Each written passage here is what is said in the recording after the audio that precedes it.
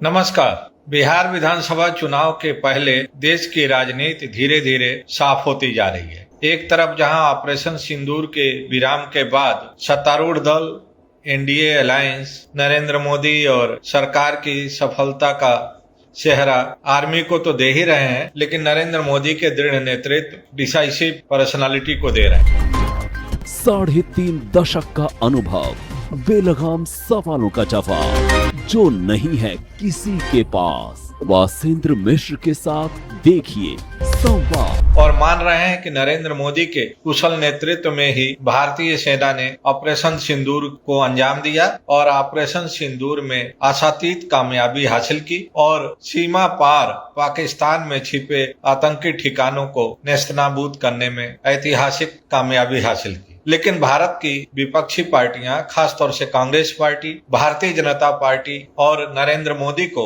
Operation सिंदूर की कामयाबी का क्रेडिट देने को तैयार नहीं है। कांग्रेस पार्टी का मानना है कि ऑपरेशन सिंदूर की कामयाबी भारतीय सेना की कामयाबी है। भारतीय सेना के अदम्य साहस, कुशल नेतृत्व, स्ट्रेटेजिक प्लानिंग के चलते ऑपरेशन सिंदूर की कामयाबी रही है और इसके लिए भारतीय सेना को क्रेडिट दिया जाना चाहिए। भारतीय सेना बधाई की पात्र है। भारतीय सेना को धन्यवाद ज्ञापित किया जाना चाहिए। कांग्रेस पार्टी का यह भी कहना है कि भारतीय सेना की सफलता का राजनीतिकरण नहीं होना चाहिए और ऑपरेशन सिंदूर का भी राजनीतिकरण नहीं होना चाहिए। कांग्रेस पार्टी ने साफ कर दिया है कि राजनीति और सेना दोनों अलग विषय हैं। सेना का सम्मान हर नागरिक को करना है, हर राजनीतिक दल को करना है, पूरा देश कर रहा है और पूरा देश करता रहेगा। लेकिन जहां तक राजनीति का सवाल है तो राजनीति के तहत पहलगाम की घटना के पहले हुई सुरक्षा में चूक, नरेंद्र मोदी की जो विफल विदेश नीति रही है उस पर और उसके बाद की सोशियो इकोनॉमिक पॉलिटिकल हालात पर जवाबदेही तय करना बहुत जरूरी है और इसके लिए संसद का विशेष सत्र बुलाना आवश्यक है। भारतीय जनता पार्टी और सरकार का कहना है कि मौजूदा हालात में संसद का विशेष सत्र बुलाना ठीक नहीं है। ऑपरेशन सिंदूर को अभी विराम दिया गया है, समाप्त नहीं हुआ है। ऐसे हालात में सेना के एक्शन को लेके किसी भी तरह का पब्लिक डिबेट मुनासिब नहीं। कांग्रेस पार्टी का कहना है कि जहां तक सेना की कार्रवाई के सवाल है, कांग्रेस पार्टी पूरी तरह सेना के साथ खड़ी है। कांग्रेस पार्टी पाकिस्तान के खिलाफ भारत सरकार के साथ भी खड़ी है और भारत सरकार को अनकंडीशनल सपोर्ट देने को तैयार है और अनकंडीशनल सपोर्ट दे चुकी है। लेकिन पहलगाम के मामले में जिस तरह के 3 टियर सिक्योरिटी फेल्योर रहा है उस पर जवाबदेही तय होना चाहिए और उसकी जवाबदेही के लिए संसद का विशेष सत्र बुलाना बहुत जरूरी है। ऐसा लगता है कि बिहार विधानसभा के चुनाव में इस बार जब एनडीए की तरफ से ऑपरेशन सिंदूर की कामयाबी के आधार पर जनता में जाकर वोट मांगने की कोशिश होगी, वहीं दूसरी तरफ कांग्रेस पार्टी की कोशिश होगी, इंडिया अलायंस की कोशिश होगी, राष्ट्रीय जनता दल की कोशिश होगी कि बिहार के जो डोमेस्टिक इश्यूज हैं, बिहार के जो कोर इश्यूज हैं, जिसमें महंगाई, बेरोजगारी, भ्रष्टाचार, आर्थिक बदहाली से लेकर स्वास्थ्य सेवाओं का अभाव, इन सारे मुद्दों पर बिहार की जनता को रिझाया जाए, नीतीश की सरकार को जवाबदेह ठहराया जाए और बिहार में इंडिया अलायंस की सरकार बनाने की कोशिश किया जाए। कांग्रेस पार्टी ने पहल करते हुए अभी तक जो अपनी पहली घोषणा की है उसमें महिलाओं से जुड़ी हुई वेलफेयर स्कीम्स का ऐलान किया गया है। कांग्रेस पार्टी ने साफ कर दिया है कि अगर बिहार विधानसभा के चुनाव में इंडिया अलायंस की सरकार बनती है तो बिहार की सभी महिलाओं को आर्थिक सहायता दी जाएगी। ठीक उसी तरह से आर्थिक सहायता दी जाएगी जिस तरह की आर्थिक सहायता कर्नाटक में, तेलंगाना में और हिमाचल में वहां की महिलाओं को दी जा रही है कांग्रेस शासित राज्यों की तरफ से। कांग्रेस पार्टी ने साफ किया है कि बिहार में महिलाओं की सामाजिक आर्थिक स्थिति बहुत खराब है, बेरोजगारी अपनी चरम सीमा पर है, महंगाई चरम सीमा पर है,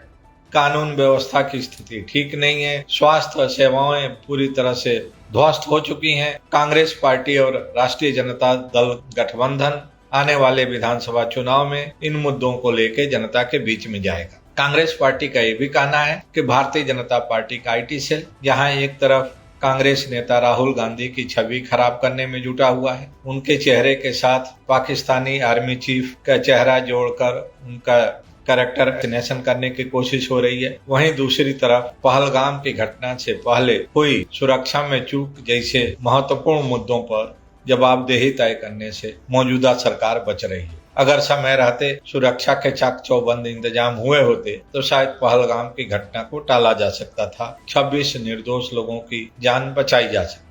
इसलिए कांग्रेस पार्टी का तर्क है कि संसद का विशेष सत्र बुलाया जाना अति आवश्यक है और समय की मांग है। कांग्रेस पार्टी का एक ये भी जवाब है कि जिस समय पंडित नेहरू देश के प्रधानमंत्री थे उस समय भी देश युद्ध के दौर से गुजर रहा था, लेकिन तत्कालीन विपक्ष के नेता अटल बिहारी वाजपेयी और डॉक्टर राम मनोहर लोहिया के डिमांड को ध्यान में रखते हुए पंडित नेहरू ने संसद का विशेष सत्र बुलाया था और संसद के विशेष सत्र में खुले तौर पर चर्चा हुई थी सत्ता पक्ष और विपक्ष की तरफ से। तो जब पंडित नेहरू के समय संसद का विशेष सत्र बुलाया जा सकता है तो आज संसद का विशेष सत्र बुलाने में गुरेज क्यों है, परेशानी क्या है? भारत एक लोकतांत्रिक देश है और पंडित नेहरू के समय लोकतांत्रिक देश होने के नाते ही विपक्ष की मांग को तरजीह देते हुए पंडित नेहरू ने संसद का विशेष सत्र बुलाया था। तो क्या आज संसद का विशेष सत्र बुलाने में कहीं से कोई परेशानी है? क्या नुकसान होगा?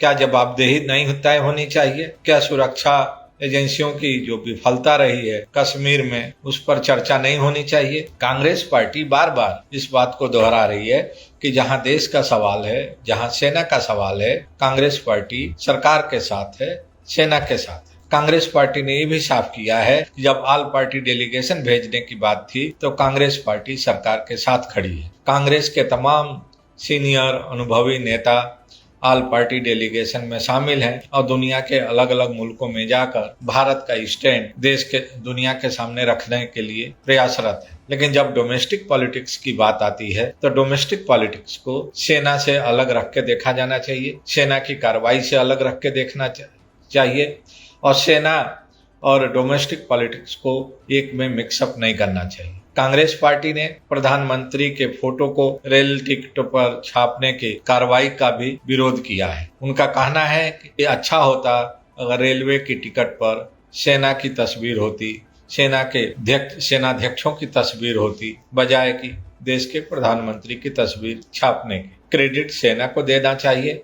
ऑपरेशन सिंदूर की कामयाबी का सफलता सेना ने अर्जित की है। देश के लिए सेना समर्पित है, देश की सुरक्षा सेना के हाथों में सुरक्षित है। इसलिए जब क्रेडिट की बात आए तो किसी भी पॉलिटिकल पर्सन को या किसी भी पॉलिटिशियंस को सेना की गई कार्रवाई का क्रेडिट नहीं लेना चाहिए। सेना के किसी भी ऑपरेशन का राजनीतिकरण नहीं किया जाना चाहिए। इससे एक बात बिल्कुल साफ है कि आने वाले विधानसभा के चुनाव में जहां एक तरफ महिलाओं का मुद्दा बहुत मुखर रूप से जनता के सामने रखा जाएगा, वहीं दूसरी तरफ ऑपरेशन सिंदूर का भी मुद्दा चुनावी मुद्दा बन सकता है। महिलाओं की जो वेलफेयर स्कीम्स है उसका लाभ देश के अलग अलग राज्यों में पिछले दिनों हुए चुनाव में देखने को मिल चुका है। चाहे वो तेलंगाना विधानसभा के चुनाव हो, कर्नाटक विधानसभा के चुनाव हो, महाराष्ट्र विधानसभा के चुनाव हो, दिल्ली विधानसभा के चुनाव हो, हरियाणा विधानसभा के चुनाव हो, जिस भी दल ने महिलाओं की वेलफेयर स्कीम से जुड़े हुए मुद्दों को लेकर जनता तक गई और जनता को कन्विंस करने में कामयाब रही, उस दल को उन विधानसभा चुनावों में कामयाबी मिली। कांग्रेस पार्टी इस एजेंडा को लेकर बिहार विधानसभा में जाने का ऐलान कर चुकी है और आज उसका विधिवत ऐलान महिला कांग्रेस की राष्ट्रीय अध्यक्ष अलका लांबा की तरफ से किया जा चुका है। अब देखना है कि कांग्रेस पार्टी का अगला मूव क्या होता है और ऑल पार्टी डेलीगेशन के वापस आने के बाद देश के राजनीतिक हालात किस मोड़ पर जाकर खड़े होते हैं। धन्यवाद, नमस्कार।